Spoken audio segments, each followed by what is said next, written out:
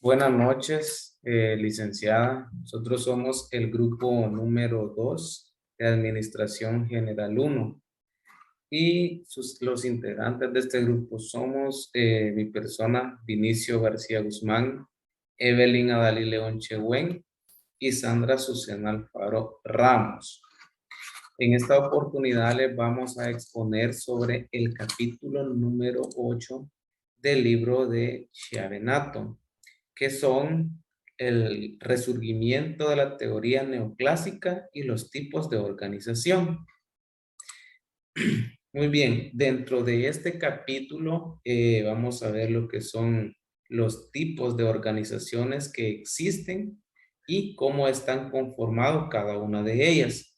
Como cualquier otra organización, llámese de índole religiosa, militar, educativa, en todos los tipos de organizaciones hay ventajas y desventajas en la cual vamos a ver a continuación.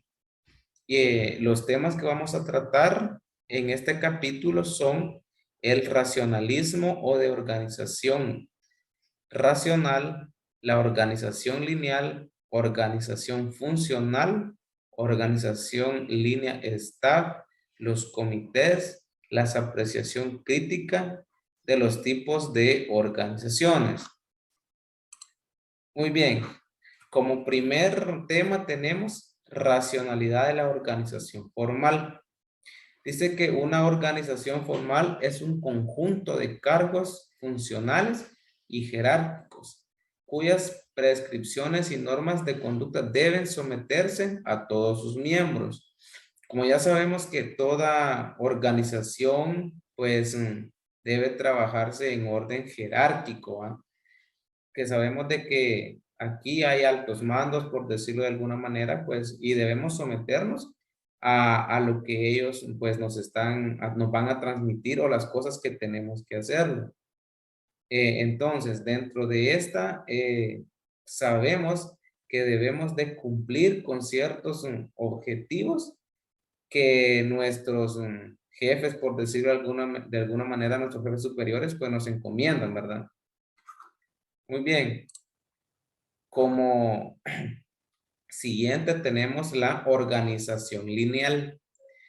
Dice que la organización lineal se llama así porque se trabajan de una forma seguida, en donde existen líneas directas de autoridad y responsabilidad entre superior y subordinados. ¿Qué quiere decir esto? Que debemos de adaptarnos y saber hacer las cosas que nos van a decir nuestros superiores, ¿va? O nuestros subordinados.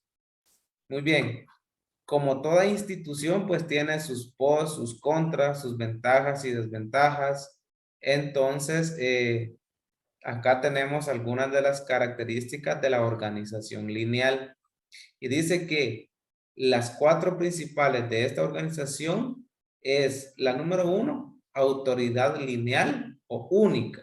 Como punto número dos tenemos líneas formales de comunicación. Punto número tres, centralización de las decisiones. Y por último tenemos el aspecto piramidal. Cada una de ellas nos dicen cómo es la forma de trabajar de este tipo de organización lineal, ¿verdad? Como siguiente tenemos las ventajas y desventajas de estas organizaciones. Como le mencionaba anteriormente, cada organización pues tiene sus ventajas y desventajas que se llevan a cabo dentro de la organización. Algunas de las ventajas de esta organización lineal dice que la estructura es simple y de fácil comprensión, clara delimitación de las responsabilidades de los órganos y notables precisión de jurisdicción, facilidad de implantación, estabilidad, tipo de organización indicado, perdón, por pequeñas empresas. Esas son las ventajas. Ahora vamos a ver las desventajas que esta organización posee. Una de las desventajas de la organización lineal es estabilidad y constancia de las relaciones formales, autoridad lineal basada en el mando único y directo. La organización lineal exagera la función de jefatura y de mando, de unidad de mando, hace el jefe multidisciplinario. A medida de que la empresa crece, la organización lineal provoca congestionamiento. Esta es una de las desventajas que presenta la organización lineal. ¿Por qué? Porque dice de que cuando una empresa crece, la organización lineal provoca congestionamiento, porque como hay muchas cosas que hacer, pues a muchas veces tienden a confundirse o no hay una comunicación en la cual el jefe inmediato, por decirlo de alguna manera, pues se da a conocer a ellos. Y por eso es de que cuando el trabajo es grande, pues muchas veces tiende a no haber comunicación, tiende a confundirse, ¿verdad? Y por último tenemos que dice que las comunicaciones por ser lineales se vuelven lentas. ¿Por qué? Porque acá es como, por decirlo de alguna manera, como una cadena de mando, ¿verdad? Entonces, manejan la información y poco a poco va llegando hasta la última persona. Por eso es de que dice que es un poco lenta. Tenemos la organización funcional. Esta es otro tipo de organización. Este tipo de organización funcional, como la palabra lo dice, pues cumple ciertas funciones en donde el individuo está trabajando en el rol que le pertenece, cumpliendo sus funciones, ¿verdad? Entonces acá tenemos unos aspectos importantes, algunas características de la organización funcional. Y como una de ellas tenemos autoridad funcional o dividida, descentralización de las decisiones, líneas directas de comunicación, descentralización de las decisiones, énfasis en la especialización. Cada una de estas características pues nos dice de cómo se trabaja esta organización funcional. Acá también nos presenta las ventajas que presenta este tipo de organización. Y tenemos 4 ventajas. La número 1 dice, proporciona el máximo especialización de los diversos órganos. Permite la mejor supervisión técnica posible. Desarrolla comunicaciones directas sin intermediaciones. Separa las funciones de la planeación y de control de las funciones ejecución. Estas son las 4 ventajas de la organización funcional. Me llama mucho la atención la número 4 porque dice separa las funciones de la planeación y de control. Sabemos de que la planeación y el control, perdón, son partes importantes que una organización pues, debe poseer, pero acá nos dice que separa cada una de ellas, pero que las dos son en parte importantes a la hora de realizar cualquier trabajo, cualquier actividad que vayamos a hacer, porque la planeación nos dice qué es lo que vamos a hacer y el control es llevar el orden de lo que se planeó, pues esté trabajando de mejor manera. La siguiente compañera les va a hablar sobre las desventajas de la organización funcional.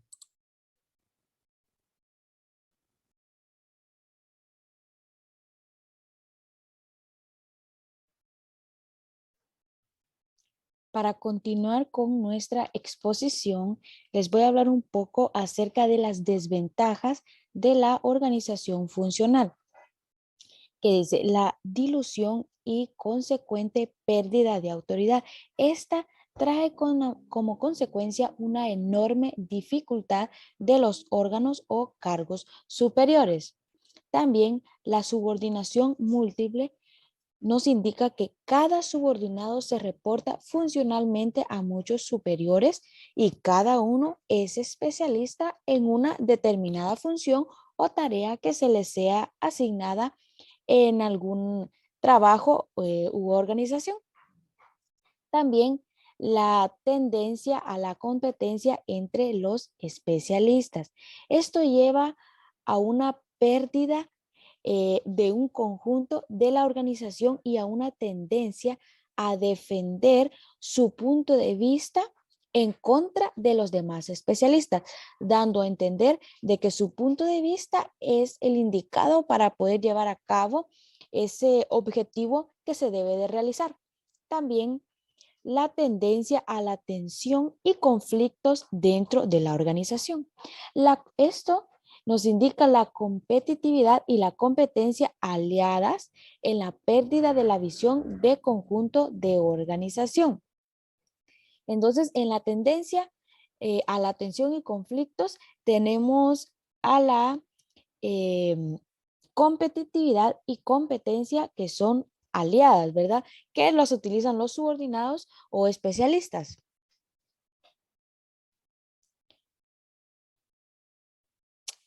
También la organización funcional debe restringirse a los siguientes casos.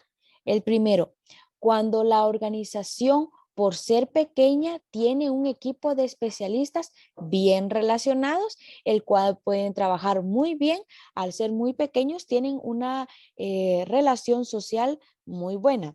Y la otra es cuando en determinadas circunstancias la organización delega durante un cierto periodo. O sea, solo tiene un espacio para poder delegar, no todo el tiempo, ¿verdad? Sino que en un determinado periodo tienen la oportunidad de poder delegar sobre una cosa u otra, ¿verdad? Continuamos. La organización línea staff es el resultado de la combinación de los tipos de organización lineal y funcional.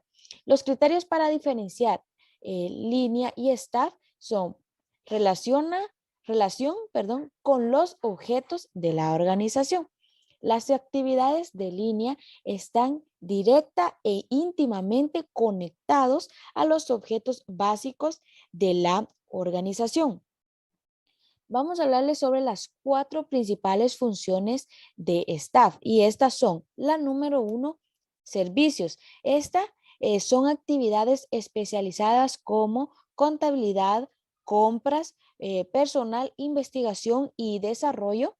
La número 2, consultoría y asesoría. Estas son actividades especializadas como asistencia jurídica, métodos y procesos y consultoría laboral.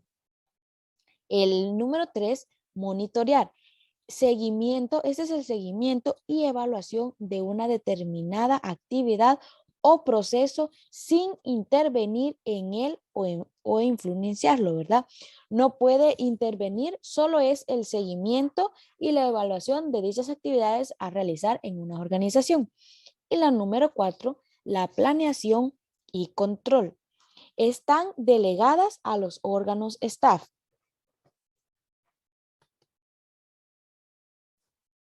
Continuamos. Autoridad de línea y autoridad staff. Tiene autoridad para ejecutar y decidir los temas principales de la organización. Su actividad es decidir, comandar y ejecutar cualquier actividad que se lleve a cabo dentro de una organización. Las características de la organización línea staff son la fusión de la estructura lineal con la estructura funcional.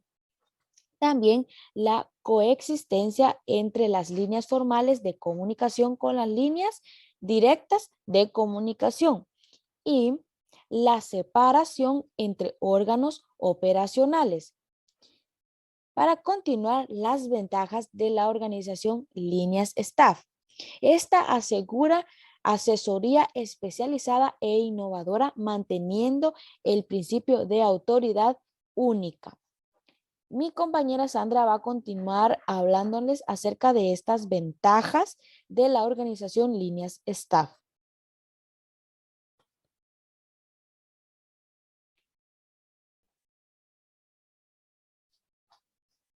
Hola, mucho gusto. Mi nombre es Sandra Alfaro. Vamos a seguir hablando sobre la línea staff. Les voy a hablar sobre las desventajas de la organización. La organización presenta desventajas y limitaciones. Entre ellas existen los conflictos entre órganos de la línea staff. Como número 1 tenemos el asesor de staff, es un técnico con preparación profesional. mientras el hombre de línea es un hombre de práctica, promovida por la experiencia y por los conocimientos adquiridos en el trabajo. Número 2, el asesor tiene mejor formación escolar, pero menor experiencia. Y la 3 nos habla sobre el personal de línea puede creer que los asesores pretenden robarles parcelas. Algunas de las dificultades de la obtención y mantenimiento del equilibrio de la organización puede llegar a los desequilibrios y distorsiones. Esto puede provocar una debilidad en la línea dividida de autoridad, como tan peculiar a la organización de tipo funcional, que puede ser evitada si los especialistas tuvieran su campo de acción bien definido y delimitado. El campo de la aplicación de la organización de la línea staff, la organización de la línea staff es la más aplicada y utilizada de forma de organización. La organización permite incorporar especialistas a la organización a un costo razonable. Algunos de los comités reciben una variedad de denominaciones: juntas, consejos, grupos, trabajos, etc. Algunos comités desempeñan funciones administrativas, otros funciones técnicas, otros estudian problemas y otros solo dan recomendaciones. La autoridad que se da a los comités es tan variada que reina bastante confusión sobre su naturaleza. Un ejemplo de es este cuadro del lado izquierdo, la estructura lineal. Está la estructura lineal, la estructura funcional y la estructura de la línea staff. Como nos podemos dar cuenta de la estructura lineal, está compuesta por director, 2 gerencias y la ejecución de cada gerencia. Esto también tiene la estructura funcional. Por encabezado del director, gerencia, pero las 2 gerencias tienen que ver con su ejecución. Esto predomina una autoridad funcional. También está la estructura de la línea staff, que está el director por encabezado, pero el director también ve lo que es asesoría y ejecución. Solo que la asesoría lo ve la línea staff y la staff la gerencia y la gerencia la ejecución. Esto es la combinación de autoridad lineal y autoridad funcional. Del lado derecho podemos ver los tipos de comisión. Por ejemplo, también está la toma de decisiones y juicios grupales. Las características de este tipo de comisión es tomar decisiones que involucran diferentes enfoques y coordinar la acción que se derivan. Un ejemplo sería de esta comisión el Consejo de Administración y Consejo Consultivo de las organizaciones. Otro tipo de comisión sería la coordinación. Una de las características sería integrar órganos y actividades interrelacionadas y proporcionar comunicación conjunta. Un ejemplo de ello sería la comisión de nuevos productos o ventajas de producción. También tenemos el otro tipo de comisión que sería la administración múltiple. Una de las características sería dirigir la empresa o áreas de manera diferente, pero sin modificar la estructura organizacional. Un ejemplo sería comité directivo y comisión de planeación. Cuando hablamos de las características de los comités, el comité no constituye un órgano de la estructura organizacional, mientras el órgano tiene un objetivo específico, propio y particular. El comité tiene un objeto que abarca varios órganos, mientras que cada órgano tiene su personal propio. El comité tiene participantes que pertenecen a varios y diferentes órganos y a varios diferentes niveles jerárquicos que son cedidos provisionalmente, mientras que el órgano tiene posición definida en la estructura organizacional. El comité coloca en términos de asesoría. Los comités asumen diferentes modelos que pueden ser formales, cuando hacen parte integrantes de la estructura formal de la organización. También existen los informales cuando son organizados para desarrollar algún estudio, plan o decisión grupal sobre problema especial. También están los temporales cuando su duración es relativamente corta por relacionada con el estudio. Está también la relativamente. permanentes cuando su existencia es más prolongada en el tiempo. Los comités se fundamentan en los siguientes principios.